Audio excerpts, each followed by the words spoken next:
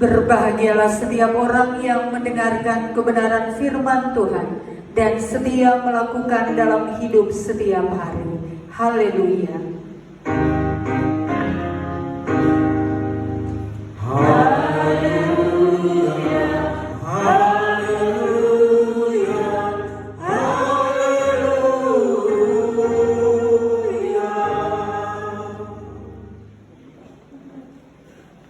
Bapak, Mama, dan saudara-saudari yang diberkati Tuhan, salam buat kita semua. Salam. Kita sudah berada di minggu kedua bulan Oktober. Di bulan keluarga, di minggu kedua, tema yang menuntun kita hari ini, pertolongan Tuhan dalam kegagalan manusia. Tukang tipu suka tipu-tipu. Ini sering kita dengar dalam kehidupan keseharian kita. Ketika kita mengenal seseorang, ketika ada dalam relasi dengan kerabat dan keluarga, terkadang kata-kata ini disematkan pada pribadi tertentu. Memang benar, di kenyataan kita seringkali berkompromi. Kita sering berbohong, kita suka tipu-tipu dengan alasan malu, dengan alasan takut. Bahkan banyak kali kita jumpai ada orang yang menipu dengan alasan kebenaran. Karena itu ketika kita sandingkan dengan slogan orang jujur akan hancur, secara tidak sadar mungkin kita yakini sebagai prinsip yang ada dalam kehidupan keseharian kita. Kalau beta tahu dia punya kesalahan, kalau beta tahu dia punya dosa, berarti dia hubungan dengan dia rusak sudah. Takut, malu, dan kita mulai mengatasnamakan, kita tipu atas demi kebaikan. Memang tidak mudah untuk menjadi pribadi yang jujur. Tidak mudah menjadi pribadi yang suka berkata benar. Tidak gampang menjadi pribadi yang bisa untuk punya kebiasaan bertindak benar. Karena kalau kita lihat dalam kenyataan keseharian setiap kita tanpa kecuali pasti pernah ada di dunia tipu-tipu. Bukan begitu Bapak Musa Pas duduk cerita, kita duduk saja. Ya, kita cerita. Antara dunia tipu dan dunia kebenaran beda tipis. Kita pasti pernah mengalami ini. Celakanya, kita mesti berhati-hati. Karena ketika kita satu kali berkata tidak jujur, di pertemuan berikut, di pengalaman berikutnya akan ada ketidakjujuran yang kedua. Dia beranak lagi, tidak jujur yang ketiga, keempat, dan seterusnya. Akhirnya dunia yang ketemu jalani hanyalah dunia yang penuh dengan kebohongan. Sadarkah kita kekasih Tuhan? Akibatnya kita terperosok makin dalam di jurang kebohongan yang kita ciptakan sendiri. Saya tidak tahu berapa banyak suami istri yang hadir minggu ini. Berapa banyak yang mengenal suami dan istrinya. Lihat dia pemuka, bebek suami ini paling terlalu jujur. Terima gaji amplop dia kasih antero. Contoh hal teh antero di mulut, yang lain sebagai dua. Bab tua juga ada di dunia tipu-tipu. Dan jika diperhadapkan dengan keadaan keseharian tidak mudah untuk menjalankannya. Kenapa? Karena ada risiko. Mungkin saya dan saudara akan dijauhi ketika kita jadi orang jujur. Mungkin kita akan diabaikan. Mungkin kita akan diperhadapkan dengan kita dimusuhi orang lain ketika kita tampil jujur di tengah-tengah dunia yang tidak jujur. Tapi percayalah, hati Tuhan disenangkan dengan kejujuran kita. Amin. Iya. Bicara soal jujur tidak jujur, ini juga pernah dialami dalam kehidupan rumah tangga dari Abraham dan Sarah. Dicatatkan dalam Kejadian pasal 20 ayat 1 sampai 18. Kisah ini kita sudah dengar sejak kita masih berada di masa kecil sekolah minggu. Abraham juga manusia biasa. Dia juga punya kelemahan, dia juga punya keterbatasan. Salah satu yang dicatatkan di sini adalah yang tidak bisa diteladani dalam hal dia tipu status istrinya. Dalam kehidupan iman memang Abraham luar biasa, tapi ternyata ada sisi lemah yang dicatatkan dalam catatan Alkitab. Ada sisi keberdosaannya sebagai manusia. Jika kita menyimak sepenggal kisah Abraham dalam teks ini, kita akan mendapati aspek ketidakjujuran dalam dirinya. Ayat 1 mengatakan, ketika ia menetap di tanah Negeb, Abraham kembali mengulangi tindakan dosa dengan cara membohongi Abimelek. Dengan dia bilang status Sarah yang adalah istrinya, dia saudaraku. Kenapa? Karena ia cemas, dia hanya ingat dirinya, posisi amannya, dia menipu tentang status pernikahannya. Dia takut dibunuh oleh Abimelek sebagai Raja Gerar waktu itu. Ia berdusta, ia tipu bahwa Sarah adalah saudaranya dan bukan istrinya. Apa resiko dari tipuan yang dilakukan oleh Abraham? Resikonya waktu itu dicatatkan ada ancaman untuk Abimelek, kalau engkau ambil dia, engkau jamah Sarah, engkau mati. Engkau jamah Sarah, orang-orang yang di dekatmu mati. Engkau jamah Sarah, ada niat saja.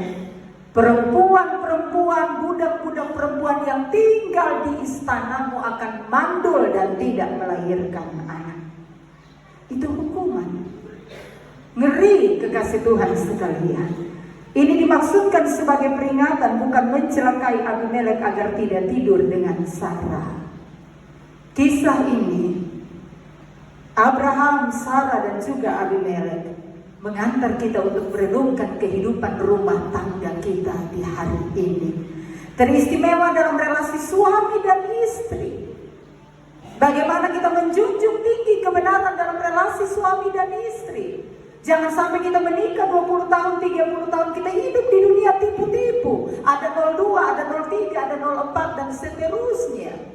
Yang model begini, kita mesti sadar cepat. Kenapa kekasih Tuhan sekalian? Dalam relasi suami istri memang banyak tantangannya. Tapi mari kita melihat apa peran Tuhan yang luar biasa dalam menyelamatkan relasi suami istri dari Abraham dan Sarah melalui Abimelek. Apa arti firman Tuhan ini bagi kita? Kekasih Tuhan sekalian, jadilah anggota keluarga. Jangan takut untuk berkata jujur sekalipun itu ada risikonya. Jujurlah, berkata yang benarlah, apa adanya. Kita juga manusia biasa, saya juga manusia biasa. Abraham dituliskan di sini dalam status nabi, dia juga manusia biasa. Kalau manusia biasa, dia punya kelebihan, dia punya kelemahan. Abraham juga punya kelemahan. Kita semua kenal dia sebagai bapa segala orang beriman. Tapi dari perjalanan, kejadian, pengalaman kehidupannya, ternyata grafik hidup Abraham itu juga naik turun. Ada saat di mana dia sungguh ada dan mengandalkan Tuhan. Kehidupan imannya tidak diragukan, tapi dia buka celah untuk mencari keamanan dirinya. Dia sudah tidak ingat Tuhan lagi. Apa artinya? Dalam bagian Kejadian 20 ini sebenarnya kisah berulang dari Kejadian 12. Artinya sebelumnya juga ditipu Firaun bahwa Sarah adalah saudaranya. Ini dia tipu ulang lagi. Dia tipu ulang lagi ke Abimelek. Memang benar kalau dilihat dari garis keturunan, dua orang ini bersaudara. Tapi dia lupa untuk memberitahukan kepada Abimelek status Sarah sebagai istrinya. Dia takut dibunuh. Kenapa? Kenapa dia takut dibunuh, kekasih Tuhan sekalian? Di zaman itu, rupanya di zaman itu ada pola pikir masyarakat yang berkembang. Jadi kalau misalnya ada di antara masyarakat yang punya istri yang cantik, yang gagah, yang bening, yang glowing, sekalipun tidak pakai skincare di zaman itu. Jadi kalau ada istri yang kemudian tampak cantik, mereka pergi ke negara asing. negeri asing, dan kemudian raja atau pemimpin melihat dan suka dengan mereka, suaminya bisa dibunuh. Suaminya bisa dibunuh. Itu konteks waktu itu. Jadi memang Abraham dia takut. Ini kalau beta kasih tahu beta punya status istri, berarti dia pun istri mai tua Sarah ini gagal mau mati. Oh sudah. Ternyata yang suka Sarah bukan kelas bawah. Yang suka Sarah ini raja. Raja Gerar. Raja. Nah, nak raja naik. Raja yang suka. Tapi dia ingat risikonya. Kalau dia kasih tahu dia akan dibunuh. Karena itu mereka bikin perjanjian. Itu diulang di ayat 12. Mereka bikin perjanjian, kekasih Tuhan sekalian. Kita dua berkompak Kita jalan di mana-mana, ingat. Beta kasih tahu Sarah, engkau beta bersaudara. Sarah bilang beta juga akan kasih tahu kau dua bersaudara. Jadi ini suami istri berkompak. Mulailah mereka perjalanan sampai di Gerar. Ternyata tindakan penipuan Abraham merupakan pengulangan dari peristiwa Kejadian 12 ayat 12 dan 13. Diulang di ayat 13. Katakanlah tentang aku di tiap-tiap tempat di mana kita tiba. Dia saudaraku. Maka jelaslah, sekali tipu akan tipu ulang-ulang. Allah bisa karena biasa. Anak-anak muda, hari ini kalau engkau pertama kali tipu, engkau membawa dan mama tidak ke kampus tapi bilang ke kampus, tipu pertama engkau gamatar. Tapi 10 kali tipu, oh profesional. Jangan tanya, alasan full untuk kasih tahu tugas. Amhoni tugas, ya. Padahal dia tugas ditambah lain. Kekasih Tuhan sekalian, Abraham adalah orang yang beriman. Tapi dia bisa jatuh dalam tantangan dan godaan. Dia harus menyangkali istrinya. Saya tidak membayangkan kalau tiba-tiba ada pasangan suami istri yang jalan ke Lipo atau ke pasar Konfui. Pensinak sekau nak oli tata. Yang istri jawab depung tata. Ya, Mafena. Iya, kekasih Tuhan sekalian, artinya ini dong sudah kompak. Kalau tidak berkompak, yakin Sarah pasti sakit hati. Iya, teganya hatimu. Kenapa Abraham berbohong? Setiap perbuatan itu berangkat dari satu alasan. Abraham melakukan kepalsuan, kebohongan di tempat baru. Selalu kalau mereka pindah tempat, itu identitas Sarah itu ditutup sebagai istrinya. Dia mengakui sebagai adiknya karena alasan ketakutan. Dia lebih takut kepada Abimelek ketimbang terhadap Allah. Kekasih Tuhan, di bagian ini dalam relasi hidup satu keluarga, jangan pernah takut untuk berkata jujur dan menyatakan kebenaran dalam keluargamu. Kondisi apapun yang dialami, dalam keadaan baik atau tidak baik, sekalipun, jangan pernah kita kemudian terbiasa untuk berkata tidak jujur. Percayalah akan penyertaan Tuhan seperti pada Abraham. Apapun kondisi kita hari ini, kita belajar untuk tetap berkata dan bertindak jujur. Saya ingat ada ungkapan yang bilang, melakukan kebohongan itu sama dengan menyimpan bom waktu yang sesewaktu akan menghancurkan hidupmu tanpa engkau sadari. Dia akan meledak. Dia akan menyala dan menghancurkan hidup kita. Jangan sampai hari ini bapak-bapak misbah, kalau di antar kota, antar kelurahan, antar desa, kaisa namoy. Pilihan nona gaga aparat desa mulai bilang, bujang sendiri. Jangan sampai anak suampat keluar bilang single tulen. Jangan sampai sudah ada cucu, mak opa bilang, ini opa ini berat. Opa bilang, belum nikah sama sama sekali dari dulu. Ya, sama sekali. Yang mama Misbah. Iya, ini saya mesti omongkan, ini terjadi dalam rumah tangga dari Abraham dan Sarah. Orang luar biasa yang terikat perjanjian bahwa keturunanmu akan diberkati, engkau menjadi bapa dari segala orang percaya. Sudah bersuami mau bikin diri nih. Wih, macam ke nona-nona baru naik-naik sah. Tahu naik-naik apa besok sambung. Mengaku masih sendiri, kakak masih bujang ayam beb. Share nomor WA, aduh. Apalagi ini musim pesta Bapak-bapak jaga HP, jangan coba-coba ada istri orang lain pun nomor di dalam. Dalam arti kita kemudian melupakan istri-istri kita di rumah. Lihat gagah sedikit, lihat cantik sedikit, hati suka mata. Ingat yang ada cuci pakaian di rumah. Ingat yang tiap pagi ada bikin kopi. Ingat itu bahasa dalam naksana. Ya, mengenal. Ingat, jangan lupa kan karena di sini di dalam kampung dong ingat besumika. Pas keluar beta amnesia pendeta waktu di luar. Jangan tipu juga itu uang loin. Kalau gaji berapa, terima berapa, kasih tahu istri. Tapi istri ini tahu beta jujur. Amplop dari kantor 1, tapi dia singgah beli amplop 1 lagi.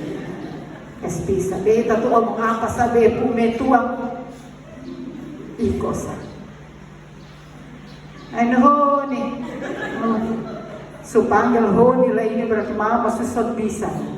Jadi kasih ini amplop pada waktu subagi 2. Yang sisa dia dikasih 02. Di sini tidak ada. Bawa semua kasih Istri-istri semua amplop buka di rumah toh? Atau datang sudah buka stand. Kekasih Tuhan sekalian. Jadi pribadi yang jujur. Amin. Iya. Berani berkata jujur dari hal-hal yang kecil. Tuhan melihatmu. Tapi dari bagian ini menarik untuk kita lihat di ayat 6. Orang yang jujur, orang yang tulus akan dicegah Tuhan untuk berbuat dosa. Saya waktu baca ayat 6 dikatakan bahwa Abimelek dicegah Tuhan untuk tidak berbuat dosa. Saya juga merinding. Ketika jaga hati bersih, pikiran bersih, kata bersih, kita dilindungi Tuhan, dijaga oleh Tuhan untuk tidak berbuat dosa. Ketakutan pada perjumpaan dan situasi baru mengancam membuat Abraham gagal tampil sebagai pribadi yang tulus dan jujur. Justru kejujuran dan ketulusan kita lihat dari teladan Abimelek, yang ketika ditegur oleh Tuhan dia terima dengan terbuka dan segera mengambil sikap terbaiknya. Akibatnya Allah menjaganya yang tulus hati, mencegahnya dari melakukan perbuatan dosa. Ketulusan hati dibutuhkan dalam membangun hidup bersama. Kekasih Tuhan sekalian, Tuhan cegah Abimelek. Abimelek hampir menjadi korban hukuman Allah atas kesalahan yang tidak dibuatnya akibat tipu-tipu dari Abraham. Tapi ketulusan hatinya membuat dia menerima kesalahan Abraham, memaafkan dan berbagi hidup bersama di tanah Gerar. Ketika ditegur Tuhan, Abimelek dia menerima dengan terbuka dan segera mengambil sikap terbaiknya. Kembalikan Sarah pada Abraham. Kadang-kadang ketika kita tidak jujur, siapa yang tegur kita pertama? Dalam keluarga, ketika suami tidak jujur, yang tegur pertama pasti istri. Ketika istri tidak jujur, yang tegur pertama pasti suami. Ketika anak tidak jujur, pasti yang tegur pertama orang tuanya. Bersyukur untuk keluarga saling menopang, saling mencegah dalam tanda petik, untuk kemudian anggota keluarga kita tidak jatuh dalam dosa yang satu dan melahirkan dosa lainnya. Di titik ini kekasih Tuhan sekalian, peringatan Allah kepada Abimelek merupakan tanda kasih Allah kepadanya. Allah tidak menginginkan Abimelek jatuh ke dalam dosa. Karena itu ia mencegahnya untuk berbuat jahat. Allah lebih dulu datang dan memberitahukan, berani engkau langgar, engkau mati. Berani engkau langgar, engkau sentuh dia, engkau tidur dengan Sarah, itu bukan istrimu, engkau ada dalam dosa dan bisa membuat orang-orang yang mengikutimu juga mati. Kekasih Tuhan sekalian, dalam hal ini Abimelek dicegah untuk berbuat dosa, dan Abraham dicegah untuk tidak menderita karena kesalahannya terhadap Abimelek.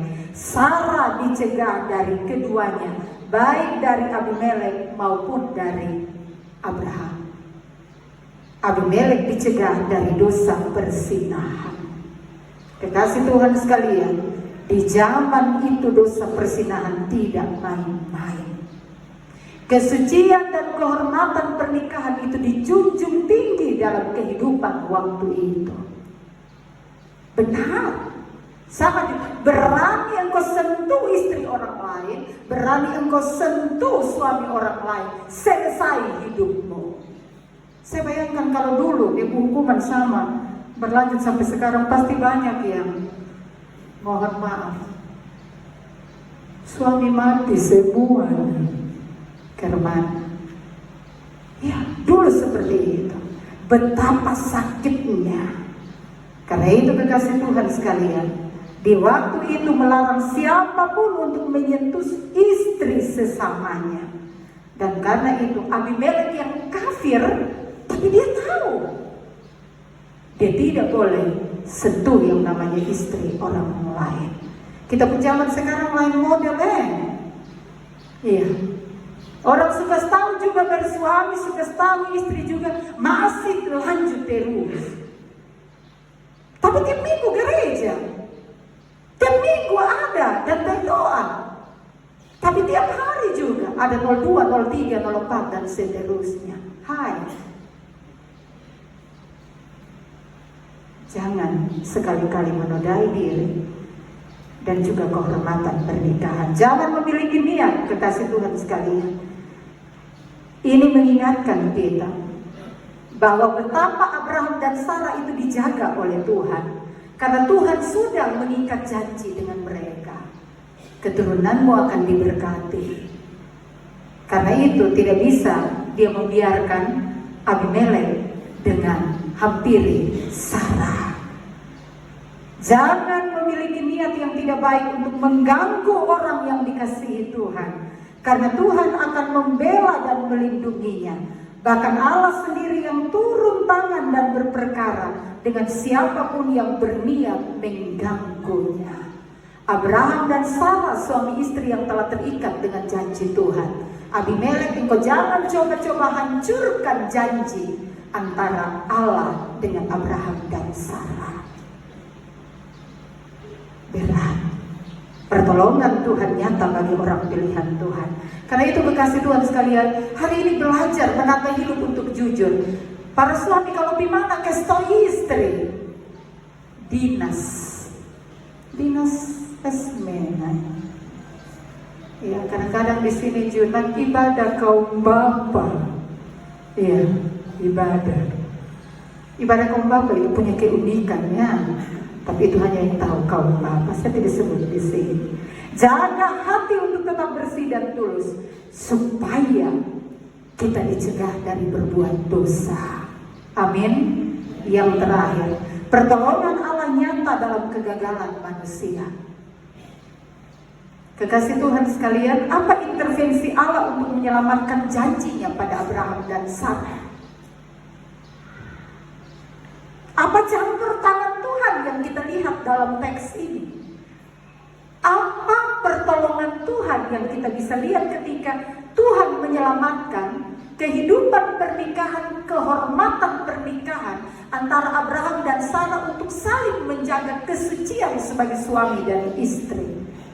Ayat 3-7 dikatakan, Allah hadir lewat mimpi. Allah mengingatkan Abimelek bahwa tindakannya salah. Dia akan dihukum bila tidak melepaskan Sarah. Kenapa? Karena Allah tahu Abimelek tulus hatinya. Sebelum Abimelek bertindak terlalu jauh, Allah menegurnya. Kekasih Tuhan sekalian, kadang Allah menegur kita dari suara hati. Suara hati. Kadang kita mau bikin dosa ini di dalam sukacita, kaisa naik. Jangan bikin itu, engkau bikin berarti hidupmu hancur. Jangan. Tapi kita ini suka kepala batu. Tidak mau dengar apa yang menjadi kehendak Allah lewat suara hati kita. Kekasih Tuhan sekalian, Abimelek PK dengan pertolongan Tuhan atas hidupnya. Abimelek seakan mengatakan, Tuhan, saya tidak tahu bahwa Sarah ini istri Abraham. Kok dia kasih tahu bilang saudara? Saya tidak tahu kalau dia ini istri Abraham. Kalau saya tahu, saya tidak akan melakukan sampai hal ini sampai saat ini. Kasih tahu supaya mau menghampiri Sarah. Teladan Abimelek sangat luar biasa. Kekasih Tuhan sekalian, kadang kita sudah tahu itu suami orang, istri orang, tapi masih juga berganggu.